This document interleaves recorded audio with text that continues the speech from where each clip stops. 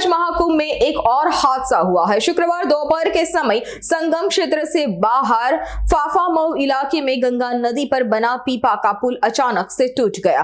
पुल टूट जाने से कई लोगों के दबे होने की आशंका जताई जा रही है। फिलहाल मौके पर स्थिति गंभीर बनी हुई है। पुलिस और फायर ब्रिगेड की टीम रेस्क्यू ऑपरेशन में जुटी है। इस घटना का वीडियो सोशल मीडिया पर वायरल हो रहा है।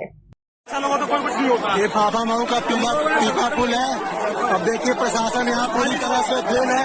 यहाँ सैकड़ों लोग दबे हैं, कुछ मर चुके हैं, कुछ घायल हैं। कोई सुध लेने वाला नहीं, जनता ऐसे तितर बितर हुई है।